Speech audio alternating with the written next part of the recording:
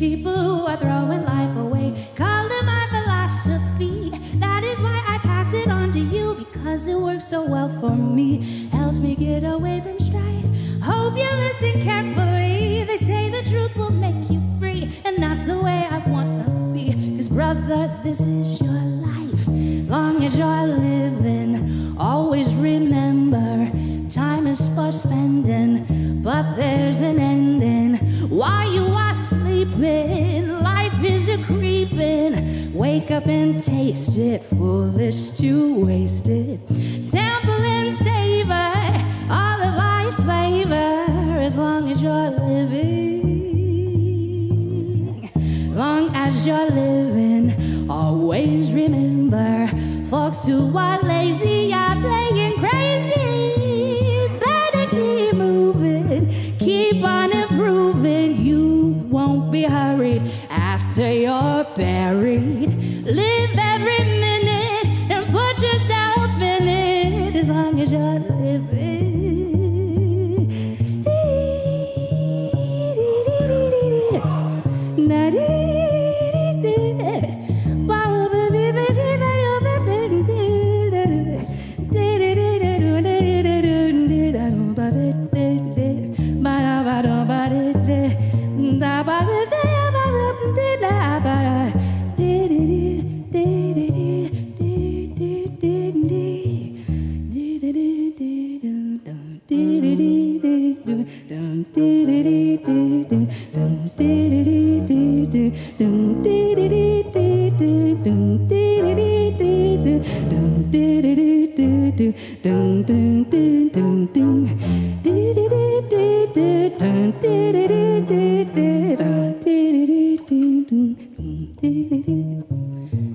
Long as you're living, always remember, you'll never beat life. So don't try and cheat life. Sisters and brothers, do unto others. Love's for enjoying, hate's for destroying. Never forget it, or you'll regret it, as long as you're living. Forgive me if I seem to preach, but there is something that I have to say, a message that I hope will reach people who are throwing life away. Call it my philosophy. That is why I pass it on to you, because it works so well for me. Helps me get away from strife. Hope you listen carefully. They say the truth will make you free, and that's the way you wanna be. Cause sister, this is your life.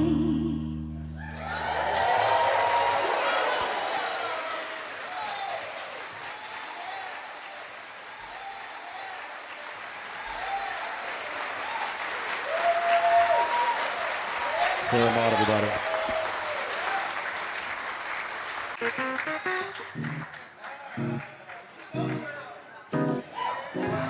Bam, bam, bam.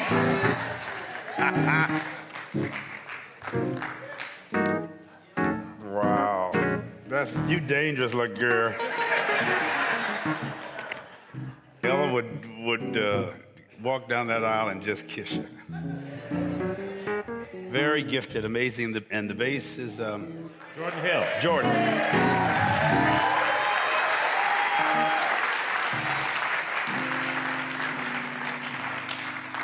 We think y'all gonna turn out to be something. Don't forget us. Don't you like this fresh, eclectic style of diversified music we've been having here lately? Thanks, guys. Sarah, you're excellent. Come back again. You're welcome anytime. You ought to be here all the time, Jordan. Dude, we're now. Yesterday, Marlon and I went downtown to look at our new property together, and he was breaking it down a little bit more clearly for me, and I was visualizing. Got to peek at the proposed new structure. It's absolutely amazing, and the spot is great. And then we went over to Greenwood and walked up there and almost ate a neck bone, but the store wasn't open. And Life Isn't Fair is the title. That's not a criticism, nor is it a complaint. It's an observation. I'm just being fair and honest. You've often heard me say that life is a kind of a sexually transmitted disease. or disease. Your mom and them were intimate, whether they were married or not, and you came into this desert of dis-ease or tension or stress. Most of us have a continual complaint that ain't fair. When I was a little kid, we used to go, no fair, no fair. How many of you ever heard that statement? I used to say that after getting a whooping, no fair. We were raised with a Bible and a belt. If they couldn't preach the gospel in us, they'd beat the devil out of us. They'd go to jail for that today. But you can also carry guns. They're trying to put forth legislation in this state where people who've had no vetting, no preliminary examinations, no questioning, any random person can walk around like in cowboy days and carry guns. That's insane. Especially while the psychologists are telling us that 1 out of 5 people you meet are mentally ill. Count down the road. And if that one has a gun, slap him. So you can go out today when we finish, and you can text veto to 644-33 to ask Governor Fallon to veto permitless carry. That a person, they'll be in the parking lot today. You can go fill out an application, or not an application, but a document that indicates your support of legislation against this kind of a thing. Our country's motto is "In God we trust," not "In guns we trust." And it's funny, some of the people that are pushing guns the most are people of the faith community, particularly my evangelical friends. And I grew up with that group and been around them all my life. But we talk about faith and God, but it's really fear and guns, and Bible or bullets or ballots. We've never had such polarization in our country or in our culture before, and that's only because something major is about to happen. There is some information, some news that is about to come out about our belief system globally, our religious systems, and things that we've been told and taught for centuries and millennia that are going to be shocking to the culture. We're going to have to readjust our thinking. I have a strong premonition that something that is mind-boggling will occur when the earth trembles and shakes and gets tense. And as in, Kenya, there's a big split in the earth that they're saying, scientists are saying that maybe Africa, the continent, will split, and there'll be the Atlantic Ocean there between them. In Hawaii yesterday, and I've been on the Big Island before. That's my first visit to Hawaii, to Kona and Hilo, but the volcano is they don't know when it's going to stop. Already almost 2,000 people have had to be relocated. There's a scripture in the Bible that says that all of creation groans, waiting for the manifestation of the sons of God. And that doesn't mean Christians or Jews necessarily. It just means people who are in touch with their divinity. People who recognize their soul self, their spirit self, and are awakening to an enlightened way of thinking. That's very powerful, and we're all a part of that. I think that All Souls is a part of a new spiritual paradigm right here in the city of Tulsa. We've been dominated by religious influence, one of which we were for many years. And I see a shift now, what I call expanded consciousness. Our movie, I'm leaving this afternoon to fly to Los Angeles we're invited to an event that celebrates Debbie Allen and her sister Felicia Rashad, whose daughter Condola played Gina in the movie. And it's a huge, we're actually VIP guests of Wallace Annenberg, who heads up the multi-billion-dollar Annenberg Foundation, supports education and environment and arts. And we get to go, and Gladys and I's going to sing, and Denzel's going to be there, and Shonda Rhimes, and Common's coming, and Halle Berry is going to be there. And that's beside the point. That actually is the point. No, and I ain't talking about the service over there. But my wife Gina will be with me, so anyway. But we're now getting to meet a whole new group of people who are interested in our story, interested in our message. There is a global shift in religious sensibilities. You talk about justice, and that's our theme here. Is it justice or just us? Who really enjoys fairness? You may not feel like your life is fair, but that doesn't mean you can't be fair. Life isn't always fair. It's that when I say fair, it isn't always properly balanced or adequately filled. It's not always faring. How are you faring? Or experienced right or accurately. I don't like to use right as much. I like to use the word accurate or accurate. Correct, upright, erect. All those has to do with perpendicular stability. That you are balanced in yourself, balanced in your soul, balanced in your spirit, balanced in the way you think. And you have to get on the weight every once in a while to see, on the scale, to see if your thinking is balanced. I get off. We all have chemical imbalances. We all have multiple personalities. We all deal with different aspects of paranoia. We all deal with the dis-ease and the tensions and the anxieties of being in these human incarnations or incarcerations. Our bodies. We're not just human beings looking for spiritual experiences. We are spirit having an earthly encounter. Your soul is homesick for your essence. You may not always realize that. Your soul and your cells have a memory. And your cells and your souls reclaim and recall and reconnect with an original idea that spawned or sponsored your existence on this planet. You're not a victim of circumstances or of destiny. You help create the reality that you're experiencing. I say it that way so you can stop giving all your power away to outside sources and forces, putting the blame on something else, either God or a devil. Gods and devils don't do that much. We do everything. We create our own homes and hearts and healings, and we are in our divinity connected to our humanity, a wonderful harmonious synchronization of spirit and mind and body.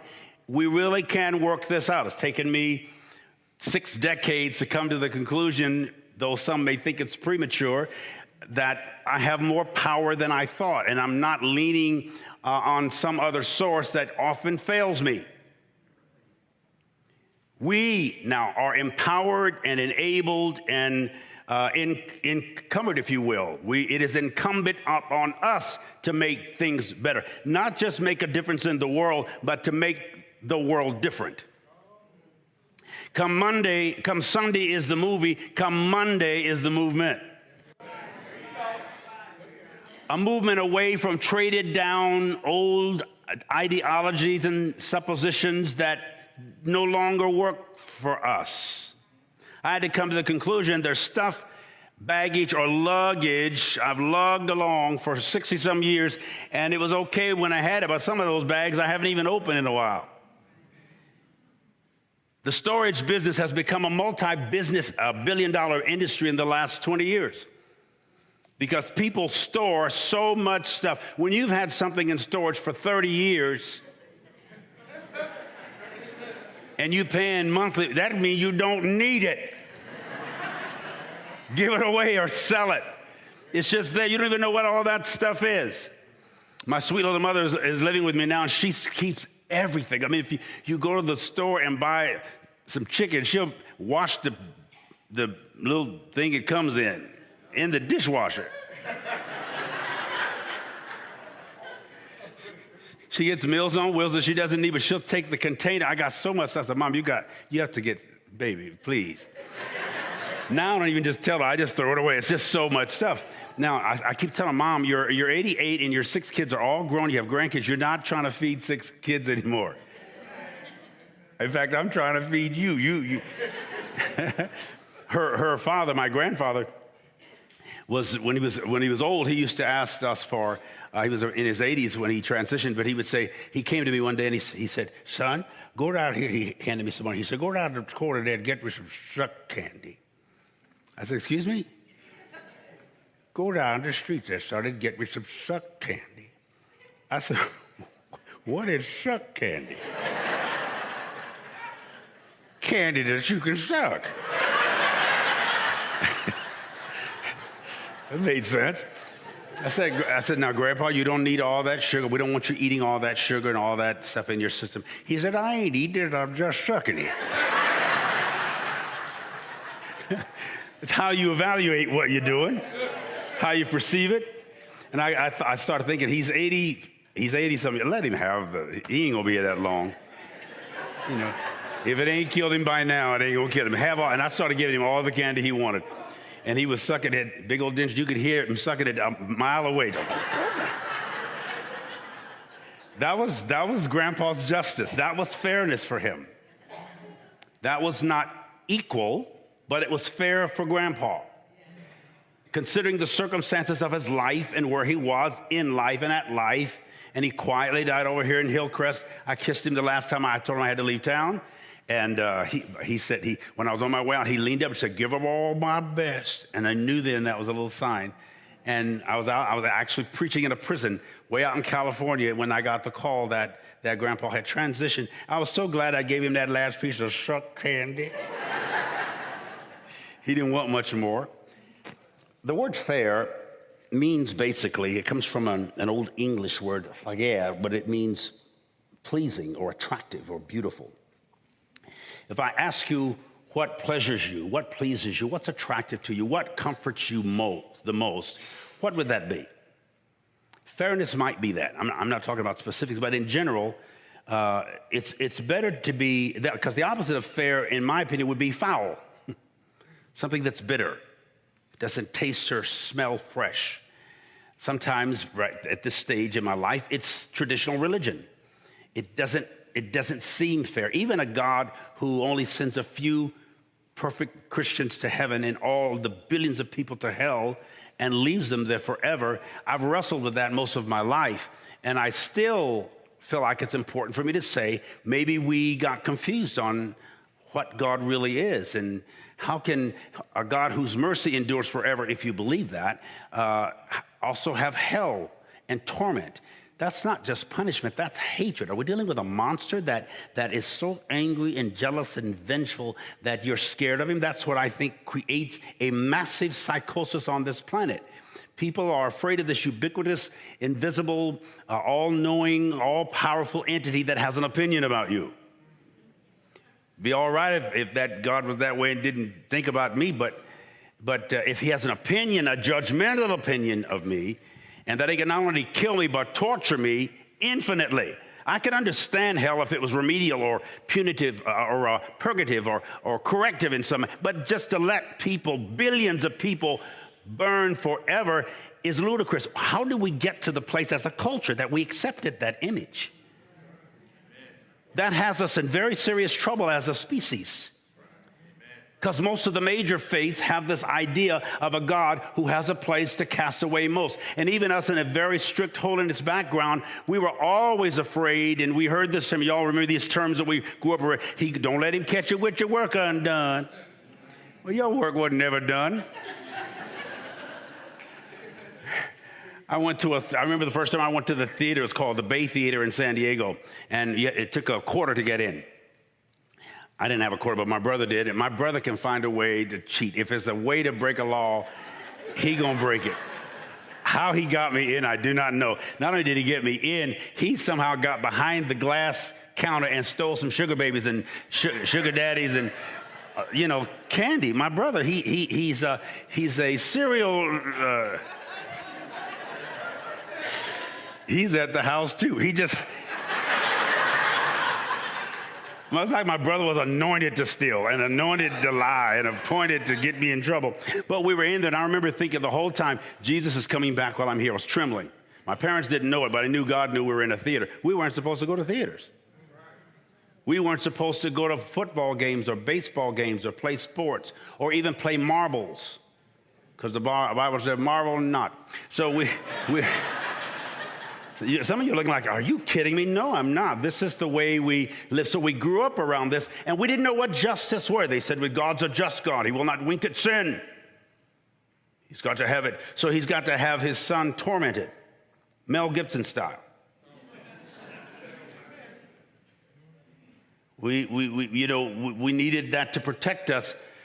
The blood transaction and the blood sacrifice for life is something that Christianity isn't the first to start. It goes way back to other pagan religions that believed in a God that demanded blood sacrifices and blood transactions. I'm saying something that is against at least 2,000 years of entrenched indoctrination, but to me that's not justice. Is there another way that we could look at life in these next coming years and create a different kind of planetary experience?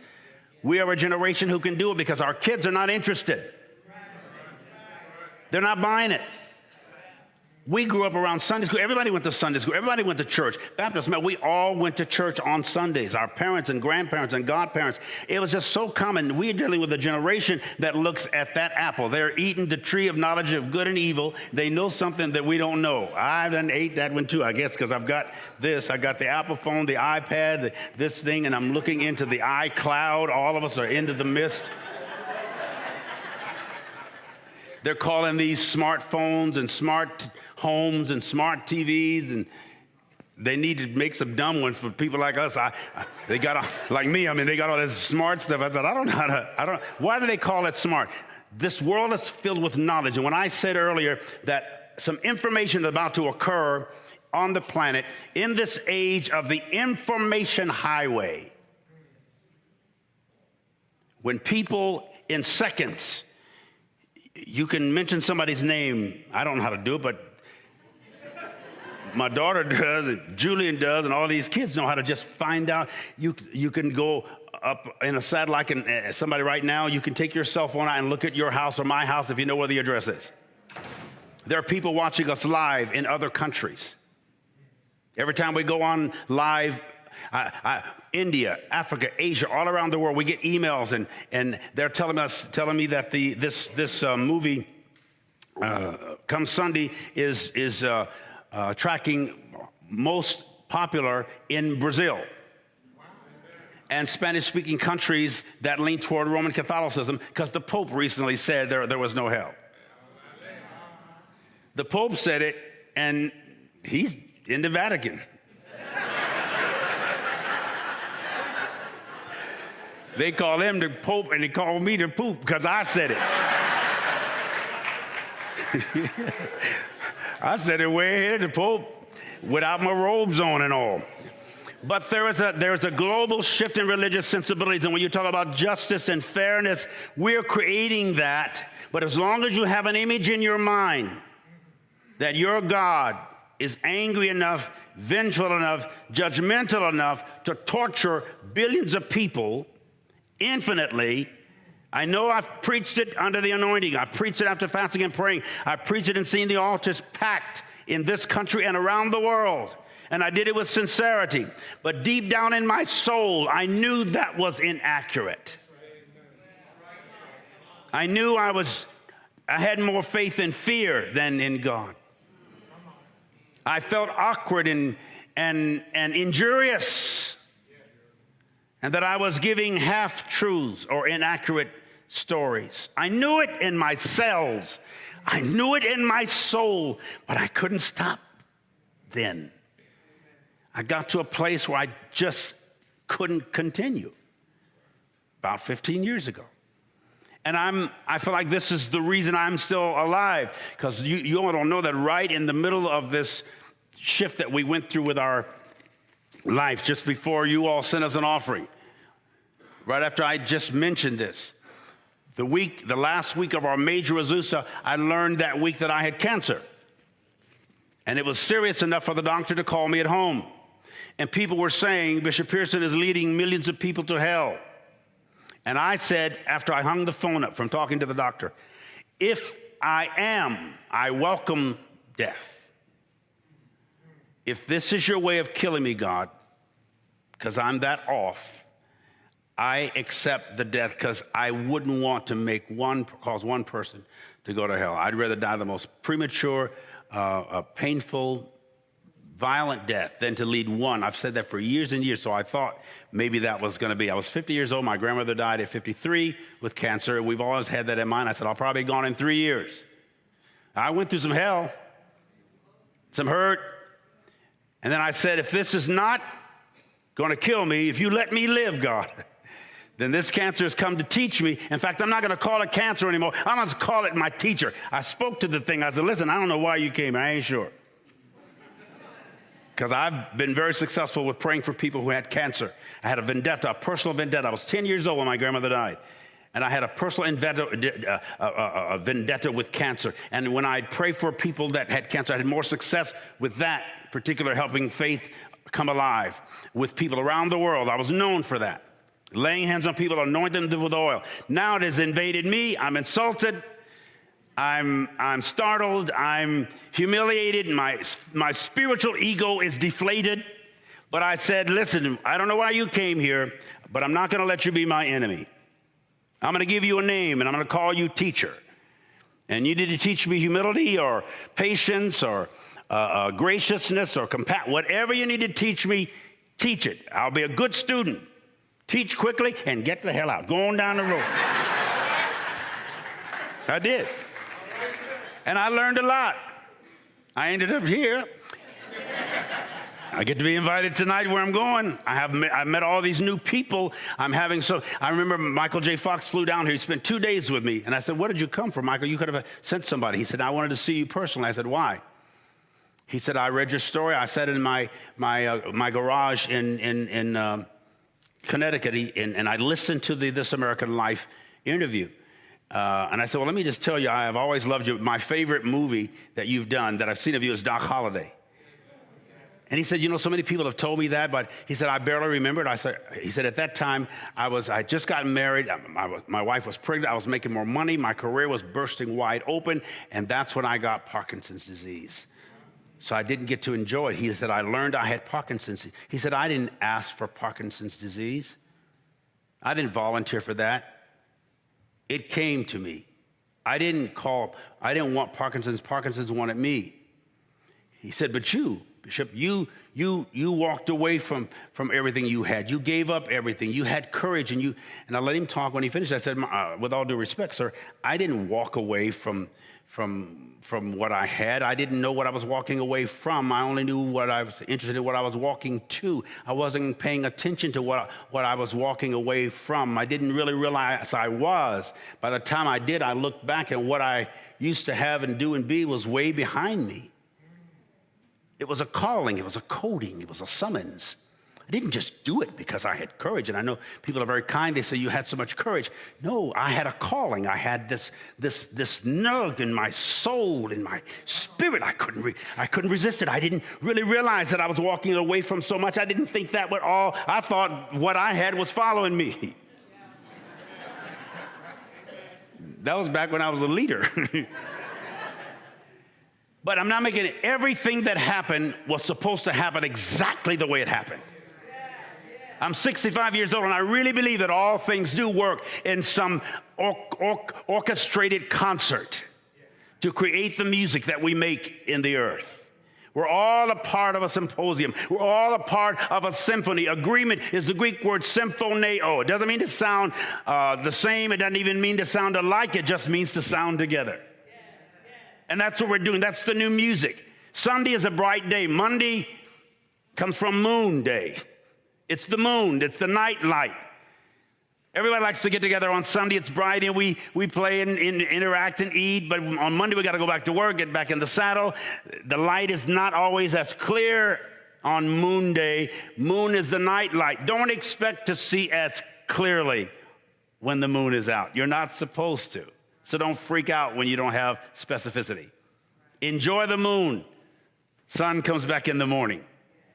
So the real movement for me is on Monday. When we deal with where the rubber really meets the road, when we deal with the unfairnesses and the inequities, or the disintegration of the culture and the things that we have to experience and express and get exposed to, that's when I need a different kind of courage. Courage or cardia comes from the heart. When we say we are on one accord, it means one cardia, one heart. Our hearts are beating together. I'm feeling a kind of unity that the culture itself said would never work. My religion said that I had to come ye out from among them and be ye separate, and that I should not love the world, neither the things of the world, for friendship with the world is hatred with God. And yet the same scripture said, for God so loved the world. Go ye into all the world. Well, how can I go ye into all the world and not love them? So I was confused. And so were you, and that's why you're here. So we're trying to work this thing out, and it's beginning to work. Was standing down on our property yesterday, and the sun was warm. It was the afternoon, and I felt a connectedness to Tulsa. The word from its Muskogee Creek origin, Tulsa means the gathering place. That's why they named it that over there.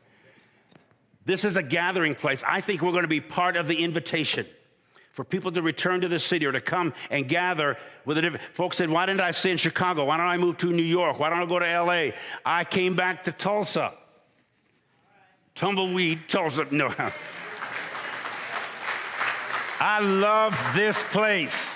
There's something here. There's a vortex of energy. Tulsa's a powerful, you talk about the oil and the energy and the part of this city that reaches out to the world. We have one of the most commanding figures in the Kaisers in this town, that the kinds of things that we're doing in this city. When I ran for mayor, all the stuff they're doing down there, I had it in my mind 20 years ago. Y'all missed it. I'm ready to see something shift. Turn to somebody and say, shift happens. Go ahead and say, and get your shift together. I'll help you get your shift together. That's what we want to do here. We want to help you get the shiftings. You're not in trouble, you're in transition. Turn to someone and say, you're not in trouble, you're in transition. We're not in trouble, we're in transition. This is going to work for us. Give somebody a high five and say, you got this, you got it. Oh my God. You know, one of the things that Michael J. said, I said, well, why are you, he said, I've been watching you. We watch you televangelists. They tell us in our acting classes to watch you guys. I said, what? Did they tell you to send us some money? He said, we like your energy. We like your command of the language and of the pulpit. I said, really? He said, yeah. He said, in fact, I thought he's an Episcopalian. He's married to a beautiful Jewish girl. He said, I think maybe sometimes I was called I was supposed to preach. I said, Michael, you have raised over $400 million at that time, way more than that, for research on Parkinson's. That's the disease that Billy Graham died having. And I was with him when he was shaking. And I brought up Michael. And I said, you're helping so many people. He's now getting more active. He's finding his place. It didn't seem just, but it was really his fair portion to contribute. All of us have a fair portion to contribute. You're important. You're powerful. You have a magnetism and an amazing magic about you. Every single solitary one of you. I know it's been painful and pitiful at times. I know this disease that is terminal and incurable can be treated. Turn to somebody and say, I'm in treatment right now. This is your weekly therapy, and we graciously, lovingly, with great welcome in our spirit, enjoy having you each week to share a few words, a few songs, and you're amazing. Thank you so much.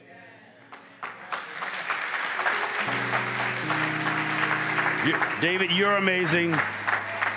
The singers are amazing. Matt, we love you. We're gonna keep having special music and presentations and diversity. Some Sunday we may have a violinist or a cellist or a little ensemble.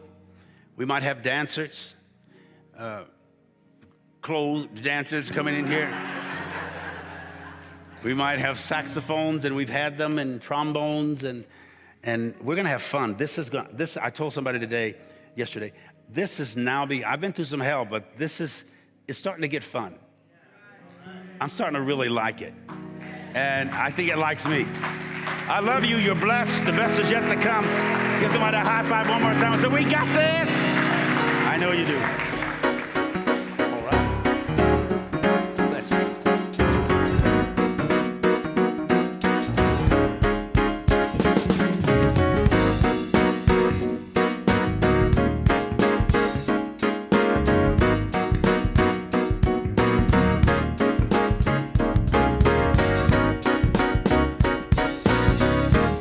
Have a great day.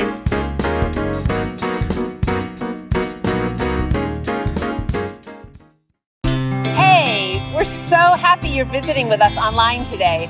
We love connecting with people all across the country and around the world, sharing our powerful message of love beyond belief.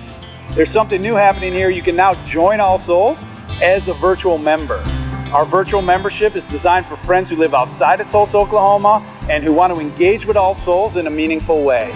You can be part of an expanding family, a global family really, wherever you are. If you live in Oklahoma, Ohio, or Orange County, California, Canada, or Cameroon. By becoming a virtual member, you'll be able to deepen your connections with members and friends here in Tulsa and with members wherever you are.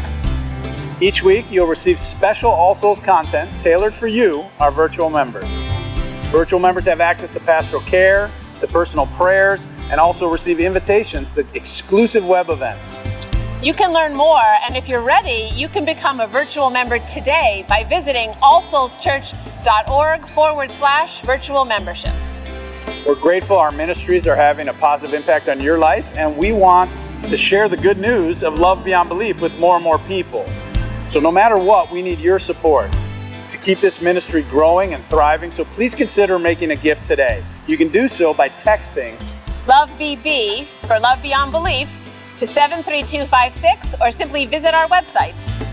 You are a blessing in our lives. May you be blessed and be a blessing.